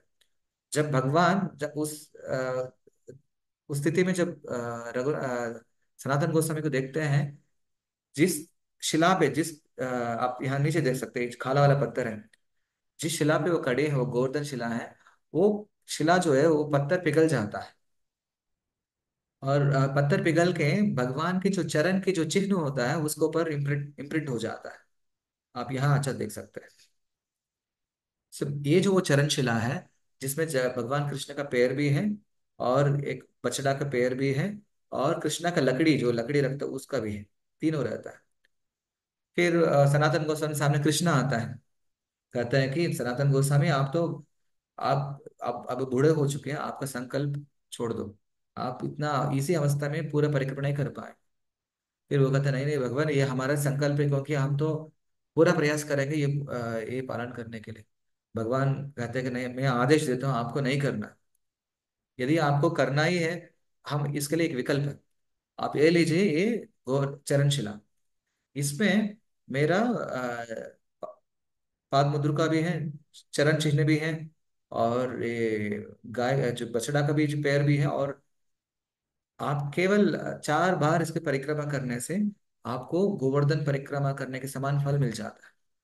आपको ये 22 किलोमीटर चलने की जरूरत नहीं पड़ता है, आप केवल ये छोटी सी शिला को आप 4 बार परिक्रमा कर लो।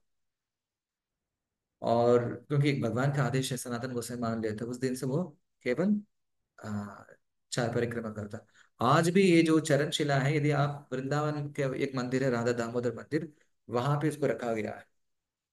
जो भक्त लोग गोवर्धन परिक्रमा किसी भी कारण से नहीं कर पाते हैं, वो सीधा वृंदावन आ सकते हैं और इस चरण शिला का परिक्रमा कर सकते हैं 4 बार। और इसी राधा दामोदर मंदिर प्रभुपाद भी कुछ समय के लिए रहे थे। अभी भी प्रभुपाद जी खबर है वहां पे। इस प्रकार जो भगवान स्वयं ही अपने भक्त के प्रति एक करुणा प्रदर्शन करता है।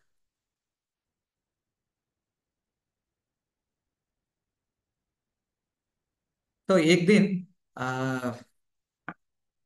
आ, जब ऑलमोस्ट लगभग गुरु पूर्णिमा का दिन ही है, और क्योंकि हर साल में एक बार सारे ब्रजवासियां उनके पास आते हैं और उनके साथ में वो गोवर्धन परिक्रमा करते हैं। जब ये जीवन की आखिरी अवस्था में पहुंच गए थे, उनका शरीर त्याग देने वाले ही होता है, और गुरु पूर्णिमा के दिन वो शरीर छोड़ देते हैं। और सारे ब्रजवासी उनके कुटीर में आ जाते हैं। फिर वो कहते हैं, और बाबा को बुलाने के लिए अंदर आते हैं, वो पुकारते हैं, वो नहीं वो कोई रिस्पांस नहीं देता है। वो अंदर जाते हैं, वो उनको समझ में आता है कि सनातन गोस्वामी का मृत्यु हो गया, वो शरीर त्याग दे दिए। फिर सारे ब्रजवासी क्या करते हैं, अपना मुंडन करवा देता है। जनरली कब हम मुंडन करवाते हैं, जो हमारे पिताजी का मृत्यु हो जाता है। क्योंकि सारे ब्रजवासी यहाँ सनातन गोस्वामी को अपने पिताजी समान मानते थे, उनको उतना ही सम्मान देते थे। जब उनको पता चला कि उनका मृत्यु हो गया है, लगभग सारे ब्रजवासी यहाँ मुंडन करवा लेते हैं। और मुंडन करने के बाद जो है, और उनकी जो शरीर के साथ जो पूरा गोवर्धन परिक्रमा में करवाता है। और परिक्रमा करवा के फिर आखिर में वृंदावन में लेके आते हैं। वृंदावन में मदन मोहन मंदिर के बगल में उसी प्रांगण में उनको समाधि करवाते हैं। और ये प्रथा जो आज भी जो है, कई सारे वैष्णव लोग वहां जाते हैं, गुरु पूर्णिमा के दिन मुंडन करवाते हैं, और सनातन गोस्वामी को स्मरण करते हुए पूरा परिक्रमा करते हैं। अब देख रहे हैं ये मुंडिया शोभा यात्रा, हजारों लोगों का। आप यकीन मानिए कि वहां पे कम से कम 5 लाख लोग से ज्यादा इकट्ठा होते हैं, एकत्र होंगे गुरु पूर्णिमा के दिन। हर जगह आप केवल लोग ही दिखा, जिस प्रकार रथ यात्रा चलता है उसे पूरा गोवर्धन जो केवल लोगों से भर जाता है, ये लोग यात्रा करवाते हैं। सो आखिरी में फिर उनको उनका देह को मदन मोहन जी के पास आते हैं। इस प्रकार बहुत बड़ा जो है ना, भक्तों के सामूहिक यात्रा होता है वो गुरु पूर्णिमा के दिन। फिर वृंदावन की बगल मदन मोहन के मंदिर के प्रांगण में उनका समाधि करवाते हैं। आज भी जब भी आप मदन मोहन जी का मंदिर दर्शन करते हैं, मंदिर के बगल में एक छोटे से गली में अंदर जाना पड़ता है, वहां पे अ, सनातन गोस्वामी की समाधि मंदिर है। वास्तव में यदि किसी का मृत्यु हो जाता है, उनको हम कहाँ लेके जाते हैं, स्मशान वाटिका लेके चले जाते हैं, वहां दफना देते हैं, जला देते हैं। बट लेकिन इनका जो सारे गोस्वामी का सन्यासी लोगों का आप क्यों मंदिर में उनको दफनाते हैं? प्रभुपाद जी का जो देह भी है ना, जो भौतिक देह भी, वो कृष्ण बलराम मंदिर के प्रांगण में उनको दफनाया था। क्योंकि ये शुद्ध वैष्णव लोग, शुद्ध भक्त लोग क्या करते हैं, अपनी भक्ति के कारण से, अपनी तपस्या के कारण से क्या करते हैं, अपना पूरा भौतिक शरीर को आध्यात्म करवा देते हैं। अपना मनसा वाचा कर्मणा हर प्रकार से केवल कृष्ण के चिंतन करते हैं, कृष्ण के प्रचार करते हुए पूर्ण रूप से उसको शुद्ध बना देते हैं। मान लीजिए कोई लोहा है, लोहा अलग होता है, लेकिन उसी लोहा को यदि हम आग की आग से स्पर्श करवा रहे हैं, उनका आग में डाल देते हैं, धीरे धीरे वो लोहा और गर्म होता है, और उसका तापमान बढ़ता है, तापमान बढ़ते बढ़ते एक समय पे वो लोहा पूरा एकदम लाल आग में परिवर्तित हो जाता है। अभी वो सारे लोहा का धर्म हो जाता है, वो आग बन जाता है। और लाल वाले लोहा से आप किसी को स्पर्श करवाए, वो जला देता है। इसका अर्थ यह हुआ कि भले ही वो लोहा है, बट लेकिन अग्नि के संपर्क में आने के बाद वो अपना लोहा धर्म पूरा खो जाता है, वो सारे अग्नि के लक्षण उसमें आ जाता है। ठीक उसी प्रकार सारे जो आचार्य लोग, जो शुद्ध भक्त लोग क्या करते हैं, भगवत चिंतन में, भगवत सेवा में, भगवत भजन में कर निरंतर जो है भगवान के संपर्क में क्या करता, अपनी शरीर को पूरी तरफ से आध्यात्मिक चेतना से भर जाता है। इसलिए उनका शरीर जो है भौतिक नहीं है। भले ही वो देखने में और सारे पंचभूत से बना जैसा लगता है, लेकिन पूर्ण रूप से वो शुद्ध आध्यात्मिक बना देते हैं। इसलिए उनको उतना सम्मान पूर्वक भगवान के मंदिर के प्रांगण में ही उनको समाधि करवाते हैं। हमने पहले ही बताया था, क्योंकि प्राकट्य दिवस से और महत्वपूर्ण होता है तिरुभाव दिवस। क्योंकि जब उनका जन्म होता है वो भी शुभ है, पर लेकिन जब जन्म लेते हैं उनको एक साधारण मनुष्य रूप में जन्म लेते हैं। उनकी लीलाएं बचपन से नहीं शुरू होते हैं, और बचपन से कई सारे लोग उनसे प्रभावित नहीं होते और भक्ति में नहीं आते। लेकिन जब जैसे जैसे जीवन आगे बढ़ते हैं, उन्होंने एक ऐसे प्रचार कार्य करते हैं कि हजारों लाखों लोग को उद्धार करते हैं। चार। सो इस इडली और सांभर बड़ा बनाए थे। इडली और सांभर बड़ा बनाए हैं। तो, इस प्रकार से शुद्ध भक्त लोगों की जो शरीर है कभी भौतिक नहीं होता है। और भी कई सारे लीलाएं थे, लेकिन जो है जितना समय हमारे पास अवेलेबल, सीमित समय है, जितना हम चर्चा कर सकते हैं हम उतना कर पाए थे। चैतन्य महाप्रभु आ, जैसे हरिदास ठाकुर के द्वारा वो दिखा दर्शाता है कि एक भक्त जो है कहाँ तक वो सहिष्णु प्रदर्शन कर सकता है, जितना सहिष्णु रख सकता है। और रूप गोस्वामी और सनातन गोस्वामी के द्वारा चैतन्य महाप्रभु ने ये दर्शाता है कि एक भक्त जो है इतना विनम्र हो सकता है। क्योंकि आप सोचिए, तो सनातन गोस्वामी, रूप गोस्वामी जैसे महान भक्त लोग जो है जगन्नाथ मंदिर के दर्शन नहीं करते हैं। इसलिए नहीं कर पाते हैं क्योंकि वो सोचते हैं कि हम इस्लाम धर्म में कुछ समय के लिए रहे थे, हम मुसलमान का जीवन जिए थे, इसलिए जो है हम निम्न व्यक्ति, हम भी म्लेच्छा के सम हम मुसलमान से और गिरे हुए व्यक्ति हैं। वो अपने आप को इतना निम्न नीच मानते हैं। और सबसे ज्यादा विनम्रता, highest degree of humility are exhibited by Sanatan Goswami and Rup Goswami. और महावीर भी कहते हैं कि जो विनम्रता, जो भाव जो होता है वास्तव में भक्ति के लिए एक अनुकूल एक लक्षण है। सो और भी सारे कई सारे जो कहानियां हैं, बट लेकिन आज के लिए इतना ही हम चर्चा करेंगे। सो इस प्रकार सनातन गोस्वामी ने कई, और इन्होंने कई सारे ग्रंथ लिखे हैं। उनमें से बृहद भागवतामृत जो है, श्रीमद् भागवतम के बारे में टीका उन्होंने लिखा है। और विशेष रूप से भगवान की जो दिव्य कृष्ण की लीला है, जो दशम स्कंद स्कंद में उल्लेख है, और हर लीला के बारे में उन्होंने बहुत सुंदर टीका लिखा है। और कई सारे जो उन्होंने भजन लिखा है। और एक किताब भी श्री कृष्ण लीलास्तव लिखा है। और इन्होंने और कई सारे भगवान के संबंधित नाटक भी लिखे हैं। और इन्होंने सबसे फेमस जो बुक होते हैं, हरि भक्ति विलास। हरि भक्ति विलास ऐसे ग्रंथ है हमारे वैष्णव के लिए मैनुअल है। हमारी व्यवहार कैसे होना चाहिए, हमारे आचार विचार कैसे होना चाहिए, और गतिविधियां हैं, बहुत सारे रूल्स एंड रेगुलेशंस है। So how a Vaishnava should have the self conduct towards society, और एक वैष्णव समाज में कैसे हम रहना है, वो उसके बारे में जो है पूरा ये हरि भक्ति विलास में पूरा वर्णन है। और ये गोस्वामी लोगों के जो और कई सारे ग्रंथ ऐसे होते हैं कि हम एक आम आदमी समझ नहीं पाता है। इसलिए मदन मोहन के मंदिर के बगल में सनातन गोस्वामी समाधि मंदिर है, उसी प्रांगण में एक और एक मंदिर है, ग्रंथ इसे कहते हैं ग्रंथ समाधि। वहां पे कई सारे ग्रंथों को वहां दफना दिए हैं, क्योंकि उनमें से इतना हाईएस्ट फिलॉसफी वहां बताए हैं जो गोलोक में क्या क्या चीजें होते हैं। और एक आधार साधारण व्यक्ति जैसे हम जैसे व्यक्ति नहीं समझ पाए, इसलिए उनको समाधि करवा देते हैं। बहुत ही कम ग्रंथ जो है जो हमारे लिए आवश्यक है वो अवेलेबल है। सो ये था सनातन गोस्वामी के बारे में, जीवन के बारे में संक्षिप्त वर्णन है। और हम सी ऐसे महान भक्त लोगों की जो वैष्णव आचार्य लोगों के जो गुणगान जो है, कितना ज्यादा करने से वो कम ही पड़ता है। पर लेकिन हम ये एक अच्छे अवसर है कि हम उनको स्मरण कर सकते हैं।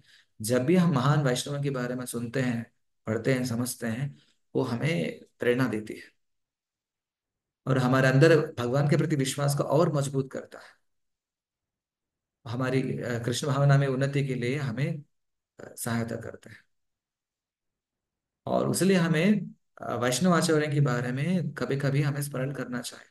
उनकी जो परिश्रम, उनकी त्याग, उनकी मेहनत। आप यहाँ देखिए ना, भौतिक जगत में जो व्यक्ति, कई लोग उनको, जिनको गुणगान करते हैं, जो व्यक्ति जीरो से लेके बिलियंस बना देता है, कोई व्यक्ति गरीब से लेके अमीर बन जाता है, उनकी उनके बारे में कहीं चढ़ा के बताते हैं। जैसे वो धीरू अंबानी जो है, वो कहते हैं कि वो पेट्रोल पंप में काम करता था, अभी पूरा पेट्रोल इसके लिए ओनर हो गया था। कई प्रकार के लोग इंटरव्यू लेते हैं, आर्टिकल्स लिखते हैं, ये सक्सेसफुल व्यक्ति हैं। लेकिन यहाँ पे हम ऐसे व्यक्ति के बारे में चर्चा कर रहे हैं जो एक राज्य के प्रधानमंत्री हुआ करते थे, सबसे टॉप राजा के नेक्स्ट हुआ करते थे। वो प्रधानमंत्री व्यक्ति जो है, और प्रचार के लिए, महाप्रभु की जो मिशन के लिए वो सब कुछ त्याग देता है। सारे भौतिक संपत्ति को एक तृण जैसे, एक एक घास जैसे उनको छोड़ देता है, और महाप्रभु को समर्पित होते हैं और कृष्ण भगवान का प्रचार करते हैं, वृंदावन जाता है। आपने सुना कई प्रकार के जो परिश्रम लेते हैं, मेहनत करते हैं। जब भी हम ये सारे लीला सुनते हैं, हमारे अंदर एक अच्छी मोटिवेशन आता है। जब लीला लीला सुनते हैं, हमारे जो छोटी मोटी जो दिक्कतें जो है, परेशानी, हम भूल जाते हैं, और गंभीरता से भक्ति करने के लिए हमें एक प्रेरणा मिलती है। सो ये है जो महान वैष्णव आचार्य श्री सनातन गोस्वामी। सनातन गोस्वामी को संबंध आचार्य भी कहा जाता है। संबंध आचार्य इसलिए कि भक्ति में तीन अवस्था होता है। एक संबंध अवस्था, अभिधेय, प्रयोजना, तीन है। संबंध अवस्था में क्या होता है कि हमें हमारे असली पहचान जान लेते हैं, और भगवान को पहचानते हैं, और हमारे और भगवान से क्या संबंध है। और सनातन जो शिक्षा में आती है कि जीव जो हमेशा कृष्ण की अंश है, जीवेर स्वरूप है कृष्णेर नित्य दासा। जीव का असली जो स्थान है, उनका असली पहचान है भगवान कृष्ण के नित्य दास है, और भगवान का अभिन्न अंश है। और इस प्रकार सनातन गोस्वामी जो संबंध आचार्य, मतलब हमारे संबंध को भगवान से करवाता है और साक्षात्कार करवाता है। वो पहली अवस्था संबंध अवस्था। दूसरा अभिधेय। एक बार हमारी जो पहचान होने के बाद, भगवान से हमारा संबंध जानने के बाद, हम उस संबंध के अनुसार जो व्यवहार करते हैं, भक्ति मार्ग अपनाते हैं, और साधना करते हैं, सेवा करते हैं। फिर इसके बाद आखिरी अवस्था प्रयोजना। और उसके बाद आखिरी में जो जो भगवत भक्ति, जो शुद्ध प्रेम जो हम अनुभव कर सकता है। इसलिए भक्ति में संबंध आचार्य जो सनातन गोस्वामी का कृपा और आशीर्वाद सबके लिए बहुत ही आवश्यक है। हम इस अवसर पे हम सनातन गोस्वामी प्रार्थना करते हैं कि, और उनकी भक्ति में, उनकी श्रद्धा में, उनकी आस्था में एक छोटी सी बूंद भी यदि हमारे ऊपर आई जाकर बरसते हैं, हम कृष्ण की भक्ति में जो कहीं आगे बढ़ सकते हैं।